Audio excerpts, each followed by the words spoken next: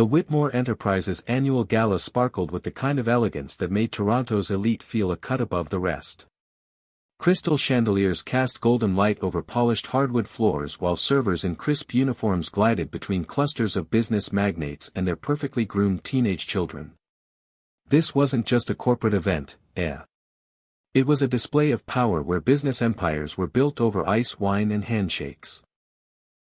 Richard Whitmore stood at the center of it all.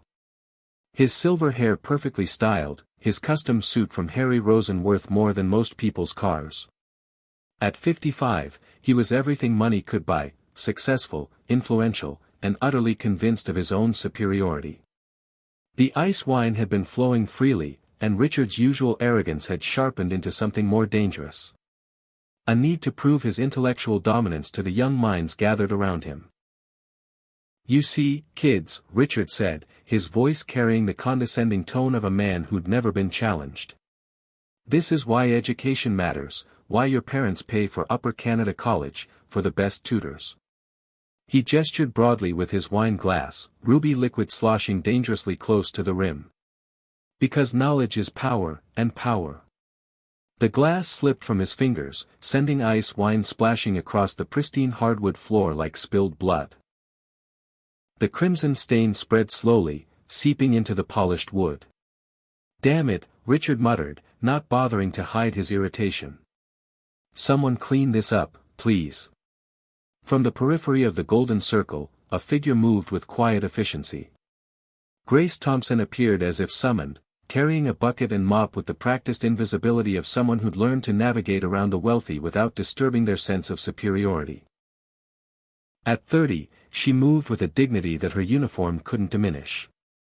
Pressed black trousers, a simple white shirt, and sensible shoes that had walked miles through office buildings. Her dark hair was pulled back in a neat ponytail, revealing a face that spoke of intelligence carefully hidden behind professional composure. She knelt beside the stain, her movements precise and unhurried, as if she had all the time in the world to clean up other people's messes. Richard's eyes fixed on her with the predatory focus of a man who'd found his target. The wine had loosened his tongue and sharpened his cruelty. Here was the perfect opportunity to demonstrate his superiority to these impressionable young minds, at the expense of someone who couldn't fight back.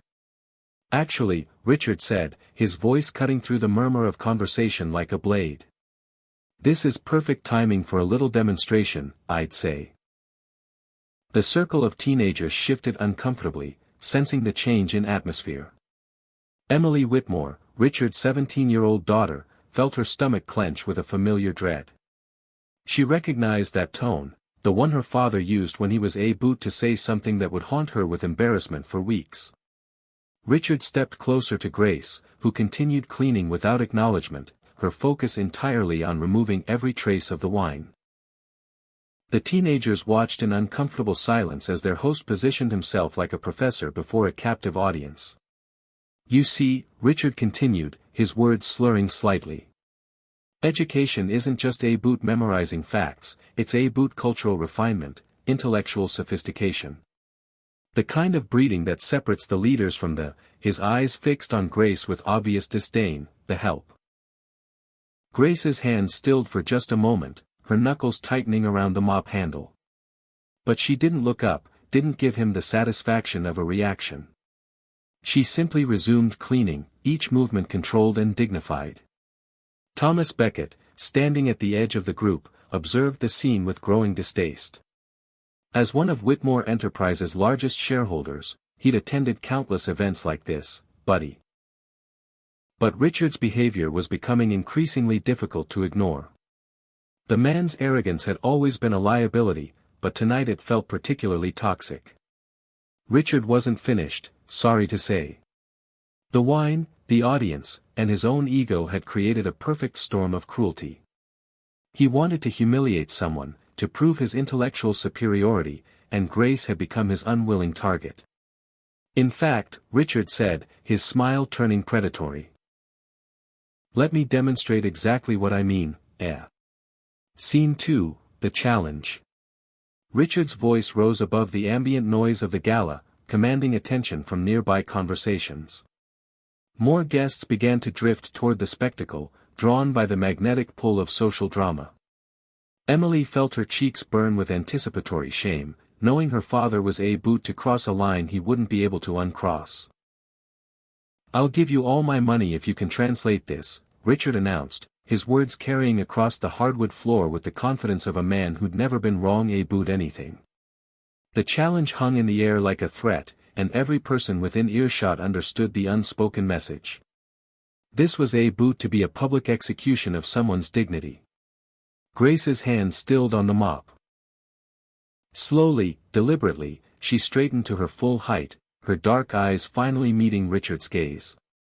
There was no anger in her expression, no hurt or embarrassment. Just a calm assessment that seemed to see right through his expensive facade to something much smaller beneath. The circle of teenagers stood frozen, caught between fascination and horror. They'd been raised in this world of casual cruelty disguised as sophistication, don't you know? But something about this moment felt different, more dangerous. Richard cleared his throat dramatically, relishing his moment in the spotlight. He'd always prided himself on his classical education, his ability to pepper conversations with Latin phrases that made others feel intellectually inferior.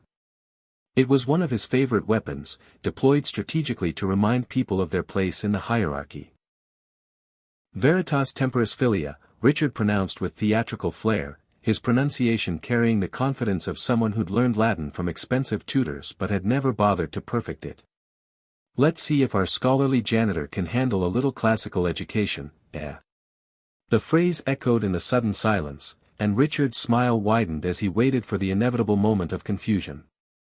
The stammered apology, the confirmation of his intellectual superiority. This was how the world worked, he figured. Those who had access to the best education demonstrated their refinement, while those who cleaned up after them accepted their limitations with appropriate humility. But Grace didn't stammer, sorry. She didn't apologize.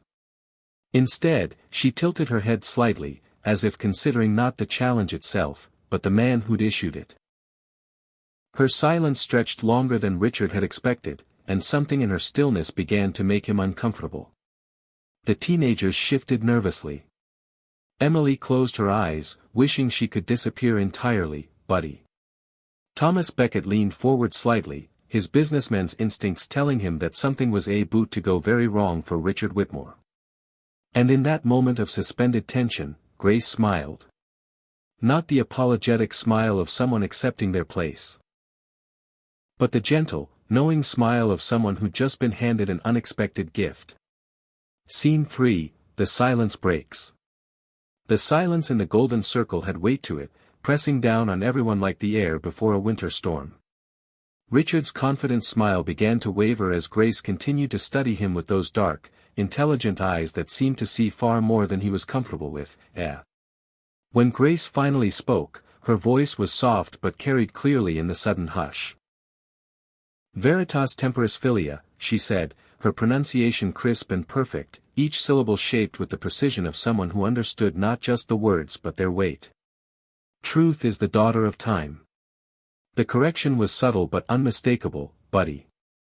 Where Richard had mangled the grammar, Grace delivered it flawlessly.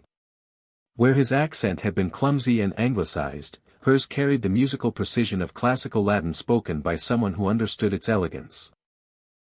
Richard's face went through a series of micro-expressions, confusion, realization, and then the first flush of embarrassment. But Grace wasn't finished, sorry. Although, she continued, her tone remaining gentle and conversational. I should mention that your pronunciation suggests you learned from the Palmer method, which is charming but not quite accurate, The C in filia should be harder, and the emphasis falls differently when you understand the poetic meter Cicero intended. The words landed like surgical strikes, each one precisely placed to dismantle Richard's facade without raising her voice or showing the slightest sign of aggression. She wasn't attacking him, don't you know? She was simply correcting him with the patience of a teacher addressing a struggling student. Emily's eyes flew open, a mixture of horror and secret delight crossing her face.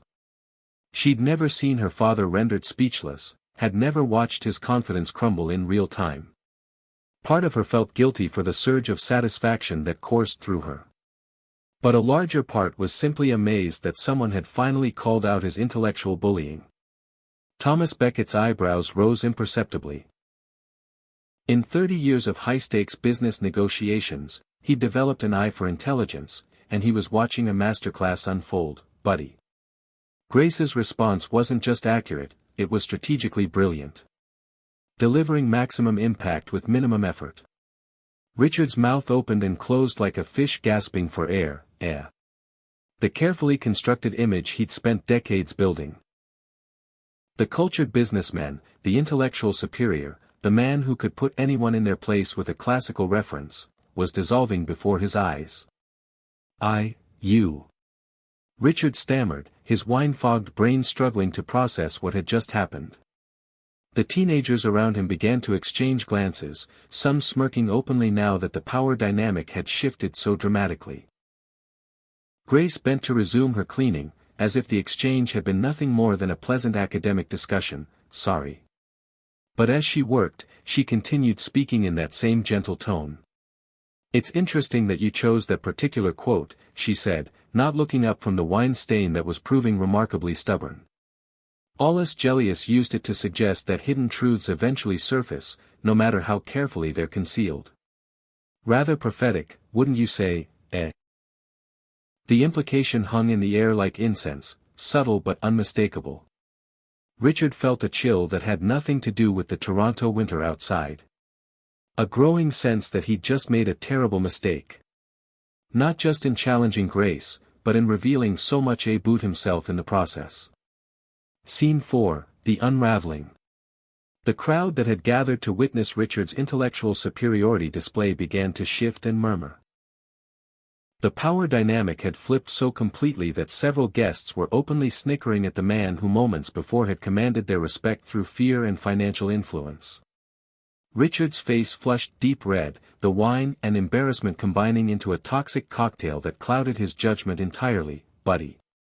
He couldn't let this stand, sorry. His reputation, his carefully constructed image of intellectual dominance, was crumbling in front of the very people he needed to impress. That's very impressive, he said, his voice tight with barely controlled rage. I'm sure you spent hours memorizing that to impress people at parties, eh? But real education isn't about parlor tricks.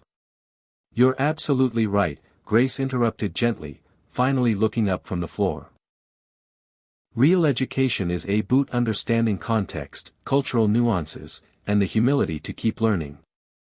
For instance, did you know that Cicero himself would have been horrified by your pronunciation, buddy? He was quite particular about proper Latin, especially when used to diminish others. The circle of onlookers had grown larger now, drawn by the spectacle of a billionaire being systematically dismantled by his own janitor.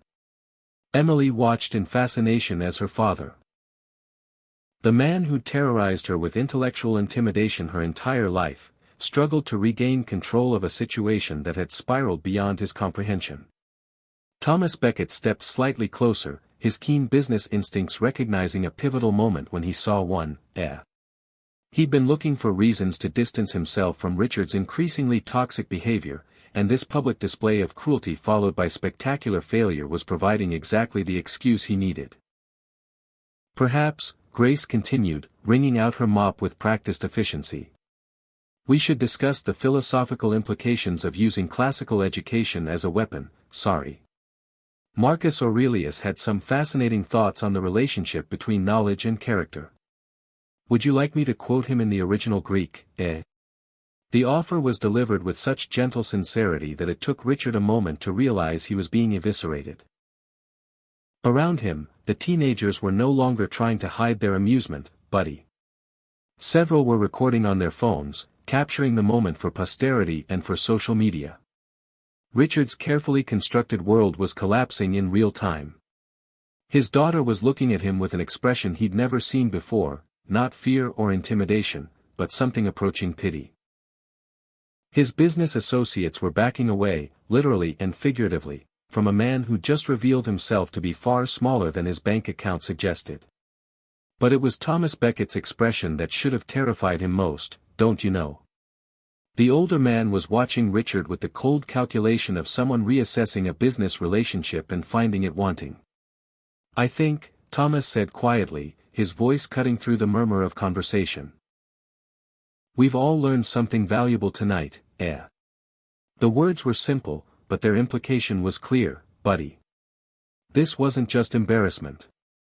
This was the beginning of real consequences. Scene 5, The Proposition. As the crowd began to disperse, their appetite for drama satisfied by the spectacular reversal they'd just witnessed, Thomas Becket remained. He stood patiently while Grace finished cleaning the wine stain, methodically returning the hardwood floor to its pristine condition. Her movements were unhurried, professional, as if she hadn't just delivered one of the most elegant intellectual takedowns in Toronto's social history. Richard had retreated with his tail between his legs, trailing a group of confused teenagers who were still processing what they'd witnessed. Emily lingered longest, catching Grace's eye and mouthing a silent, "Thank you," before following her mortified father toward the bar.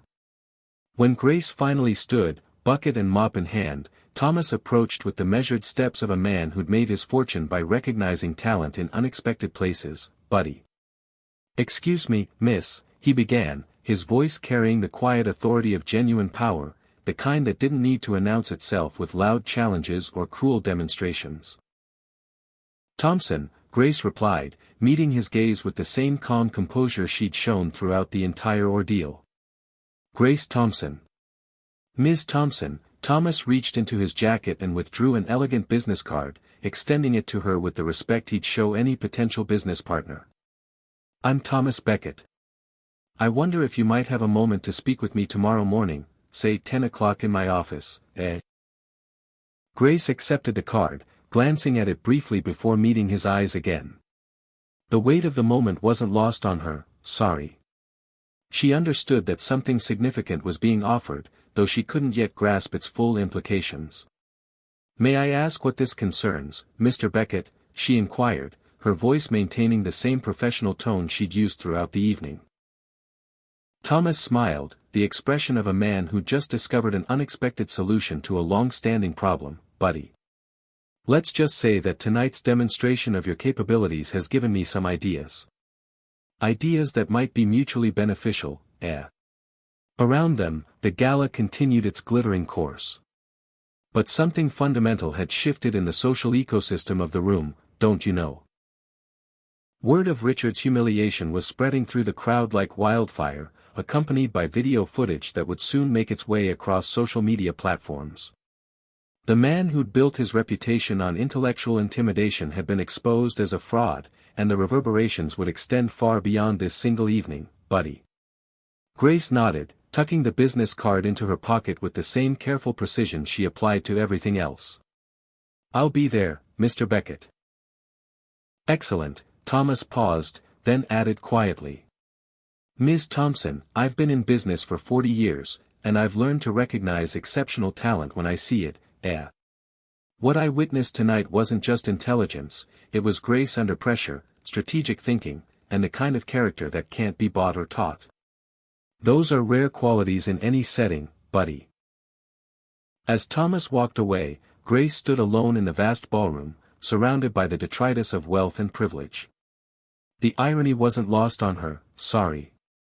She'd come to clean up someone else's mess and ended up exposing the mess that lay beneath the surface of respectability. But she'd also been seen, truly seen. For the first time in months of invisible labor, someone had recognized not just her intelligence, but her potential. Tomorrow would bring possibilities she hadn't dared to imagine, eh?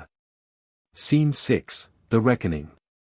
The next morning arrived gray and drizzling, as if Toronto itself was reflecting the mood in Richard Whitmore's corner office. He sat behind his massive desk, staring at his phone screen with the expression of a man watching his empire crumble in real time. "Buddy." The video of his humiliation had gone viral overnight, accumulating millions of views and spawning countless memes that turned his moment of intellectual bullying into a global symbol of entitled arrogance meeting its match. His assistant had fielded dozens of calls from reporters wanting comments about the translation challenge, as social media had dubbed it.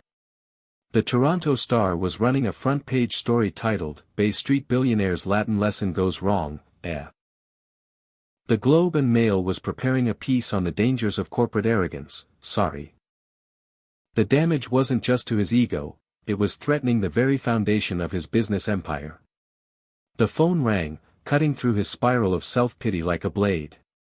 Richard glanced at the caller ID and felt his blood run cold, don't you know? Thomas Becket, one of his largest investors, a man whose financial backing had been crucial to several major deals over the past decade.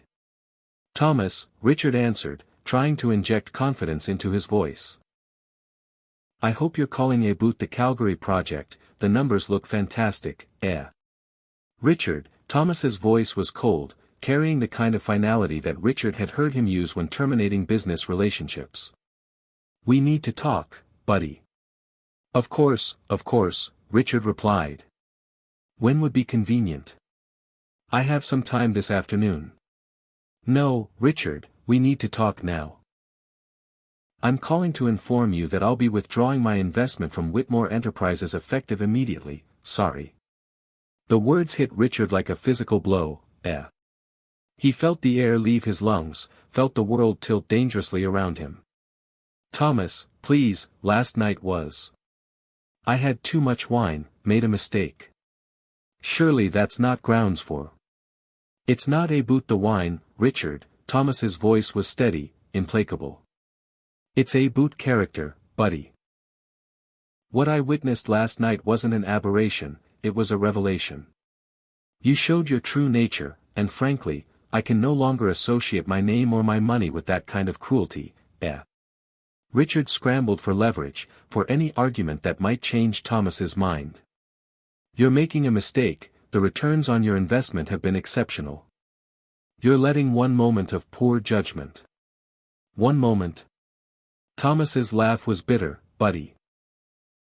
Richard, I've watched you intimidate employees, belittle subordinates, and use your wealth as a weapon for years.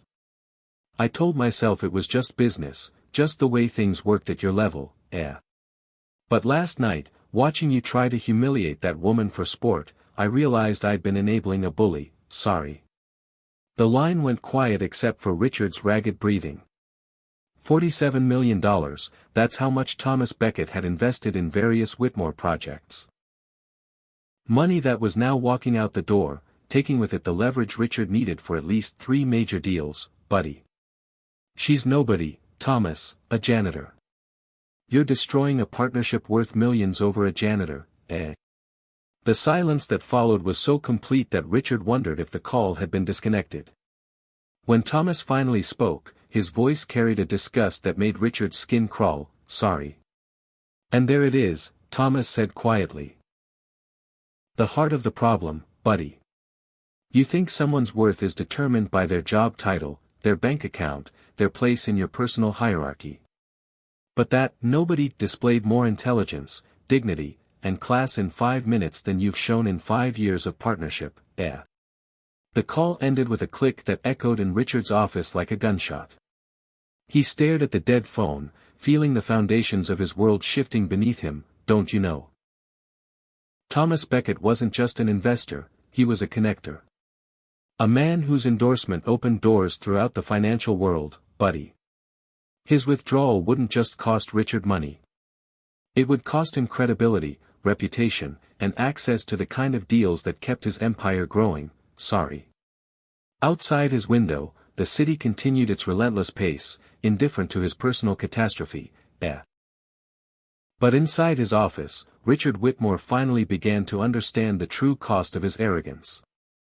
He'd spent decades building his fortune by stepping on others, by using his advantages to make others feel small, buddy. Last night, for the first time, he'd encountered someone who couldn't be diminished. And in trying to cut her down, he'd only exposed the poverty of his own character, eh? The truth, as Grace had so elegantly demonstrated, was indeed the daughter of time. And his time was running out, sorry. Scene 7, The New Beginning.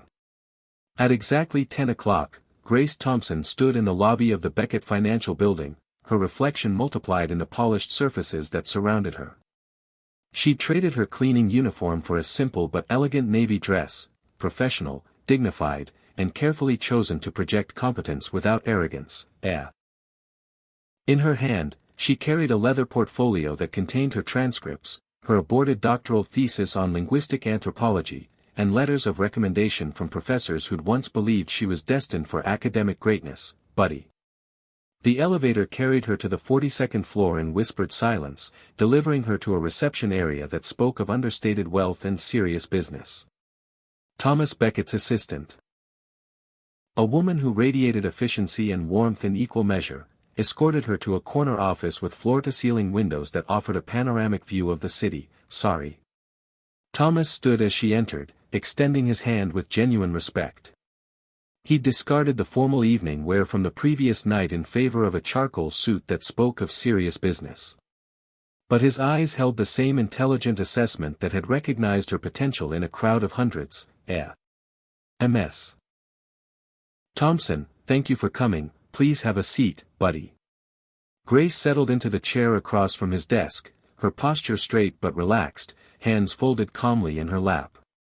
She'd spent the sleepless night preparing for this moment, researching Thomas Beckett's business empire, and trying to imagine what opportunities might await her in this gleaming tower, don't you know? I'll be direct, Thomas began, settling back in his chair with the confidence of a man who'd spent decades making decisions that moved millions of dollars and changed lives. What I witnessed last night was remarkable, Not just your linguistic abilities, though those were impressive, but your composure, your strategic thinking, and your ability to maintain dignity under attack, buddy. He leaned forward slightly, his expression growing more intense. Sorry. I'm able to close deals with partners in Beijing, Frankfurt, and Montreal. These aren't simple transactions, they're complex negotiations involving cultural nuances, linguistic subtleties, and the kind of relationship building that can make or break billion-dollar agreements. Grace felt her heart begin to race, but she kept her expression neutral, professional. You need someone who can navigate those cultural complexities. I need someone I can trust, Thomas corrected, buddy. Someone with the intelligence to understand not just what people are saying, but what they mean. Someone with the character to represent my interests with integrity. He paused, studying her face. Sorry. Someone who won't be intimidated by power or corrupted by it, buddy. The offer hung in the air between them, pregnant with possibilities that Grace had only dreamed of during her long nights of cleaning office buildings and caring for her grandmother. This was more than a job, it was a chance to use her mind, to apply years of abandoned education to work that mattered. The position would involve extensive travel, Thomas continued, don't you know? Beijing next month, Frankfurt in the spring, Montreal quarterly. You'd be my cultural liaison, my translator, and my advisor on international protocol, buddy. The salary would be substantial, more than substantial. Sorry. He named a figure that made Grace's breath catch. It was more money than she'd ever imagined earning. Enough to secure her grandmother's care, enough to perhaps return to school. Enough to build the kind of life she'd given up hope of achieving, buddy. Mr. Beckett, Grace said carefully. I'm honored by your confidence in me, but I should be honest about my background. I don't have a degree in international business, I've never worked in finance or negotiations. You're a scholar, Thomas interrupted gently, buddy. I did my research this morning, sorry. Full scholarship to University of Toronto, summa cum laude in comparative literature with concentrations in classical languages and cultural anthropology. You were 2 years into a doctoral program in linguistic anthropology before circumstances required you to leave, buddy. Grace felt tears prick her eyes, don't you know? She'd worked so hard to bury that part of her past, to accept that her academic dreams were dead and buried under the weight of family responsibility and financial necessity. Circumstances that speak to your character, not against it, Thomas continued, sorry. You sacrificed your own ambitions to care for family, that's not a failing, Ms. Thompson. It's a testament to your values. Grace sat in silence for a moment, overwhelmed by the magnitude of what was being offered, buddy. 6 months ago, she'd been invisible, cleaning up after people who never bothered to learn her name. Now, she was being offered a chance to sit at tables where decisions that shaped the global economy were made, don't you know? There's one more thing, Thomas said, his voice carrying a note of satisfaction. Sorry. I spoke with Richard Whitmore this morning, informed him that I was withdrawing my investment from his company. $47 million walked away because I refused to do business with bullies, eh? The word sent a shock through Grace, buddy. She understood the implications. Her moment of dignity had cost Richard Whitmore far more than embarrassment. It had cost him real money, real power, real consequences. Sorry. Knowledge doesn't always wear a suit, Thomas said, echoing the sentiment that would soon become a rallying cry across social media platforms. Sometimes it carries a mop and speaks 4 languages, eh? Sometimes it has the wisdom to know that true strength comes not from tearing others down, but from lifting them up, buddy. Grace met his eyes and saw not pity or charity, but recognition, don't you know? For the first time in years, someone was seeing her not as she appeared to be, but as she truly was. When do I start? She asked. Sorry.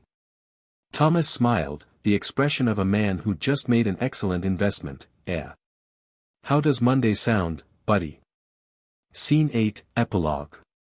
As Grace left the Beckett building that afternoon, her portfolio replaced by a contract that would change her life, she paused on the sidewalk to look up at the gleaming towers that stretched toward the sky. Somewhere in one of those buildings, Richard Whitmore was probably dealing with the consequences of his cruelty, eh? But Grace found that she felt no satisfaction in his downfall, only a quiet determination to prove worthy of the opportunity she'd been given, buddy. The truth had indeed been the daughter of time, sorry. And now, finally, it was her time to rise, don't you know?